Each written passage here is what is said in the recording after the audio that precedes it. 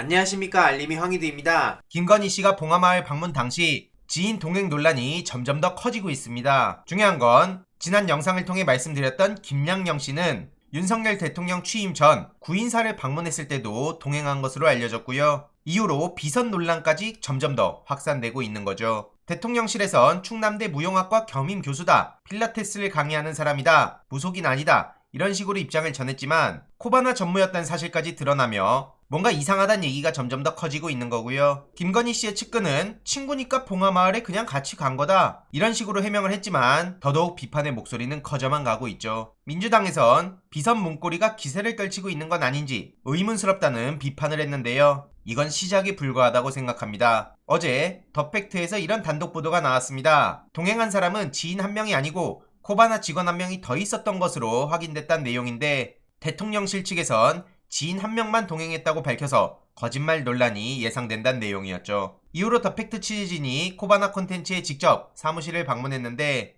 현장 취재가 불가능했다 하고요. 코바나 콘텐츠에도 수차례 연락했지만 연락도 안 닿았다고 합니다. 게다가 오늘 오전 조선일보에서도 단독 보도가 터졌네요. 김건희 씨 뒤엔 코바나 직원 3명, 그리고 2명은 대통령실 채용 지원을 한 사람이란 겁니다. 그리고 그중 한 명은 지난 대선 기간 논란을 빚었던 개사과 인스타를 올린 사람이었다고 하네요. 이미 실체가 드러난 김양영 씨뿐만 아니고 A, B, C라는 인물에 대한 보도인데요. 카메라에 포착된 여성 가운데 다른 2명은 코바나 직원 A 씨와 C 씨라고 합니다. 그 C 씨는 코바나 정식 직원이 아니라 프리랜서 자격으로 김건희 씨와 코바나가 주관하는 각종 행사에 참여했다 하고요. 개사과, 귤조롱 논란의 중심에 있던 사람이 바로 그 C씨였다는 거죠. 지금 A씨와 C씨는 김건희 수행을 위해 대통령실 채용 절차를 밟고 있다 하고요. 나머지 한 명 B씨는 코바나와 무관한 현직 대통령실 직원이었다고 합니다. 이러니 해당 소식을 접한 시민들은 아예 빨대를 꽂는구나, 내 세금으로 코바나 직원들 월급 주는 거냐? 갈수록 더 싫어진다, 조용한 내조란다더니 지금 하는 거 보면 누가 대통령인지 모르겠다, 본인 사적으로 가까운 사람을 대통령실에 모두 채용 진행시키고 이게 나라냐는 얘기가 벌써부터 나오는 거고요. 참배가 아니라 모욕을 주러 간 거냐는 얘기까지 나오고 있죠. 이런 와중에 오늘 오전 윤석열 대통령의 입장이 나왔는데요.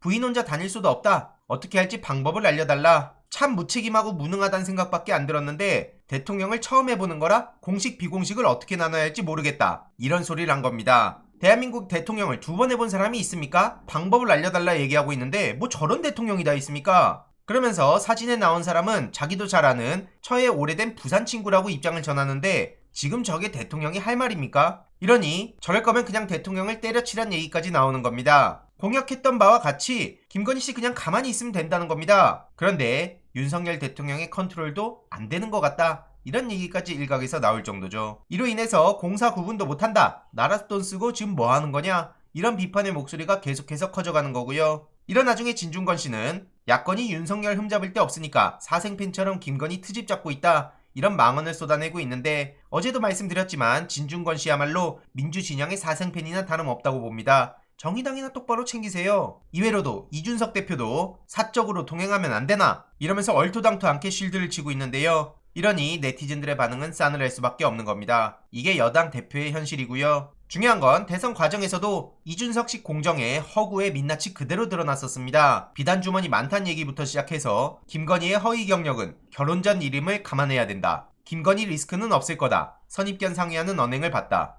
이런 되도 않는 논리로 김건희 씨를 계속해서 옹호해왔죠. 이준석의 불공정이 그대로 드러난 대목이라 보는 거고요. 윤석열 김건희를 실드 치면서 이준석의 허구도 점점 더 드러날 것으로 예상됩니다. 되도 않는 논리로 건희 수호에 앞장서기 전에 홍준표 당선자의 비판부터 새기길 바랍니다. 이제부터 자기 정치하겠다는데 여태까진 타인을 위한 정치했냐, 이렇게 뼈를 맞기도 한 거죠. 배현진 의원도 이준석 대표를 정면 비판했는데요. 이준석식의 불공정 정치, 아무튼 뿌리를 뽑아야 된다고 생각합니다. 오죽하면 국민의힘 내부에서도 김건희 씨를 향해 비판하는 목소리가 벌써부터 나오기 시작했습니다. 전효옥 씨는 윤석열 성공을 위해 나홀로 고요한 시간을 보내라고 김건희 씨를 강하게 비판했는데요. 팬클럽 해체하고 홀로 시간을 보내란 얘기를 한 겁니다. 봐라, 난 대통령 부인이야 하는 게 그대로 보인다는 거고요. 이에 대해서 김건희의 조용한 내조, 윤석열의 성공, 이런 건 애초에 불가능한 요구다, 이런 반응들까지도 나오고 있죠. 어쨌든 대통령실에선 추모의 마음을 논란으로 몰아가서 참담하다, 이런 식으로 민주당을 비난하고 있는데 글쎄요, 국민의힘 내부에서도 비판의 목소리가 나올 정도인데 저런 말장난으로 넘어갈 수 있을까요?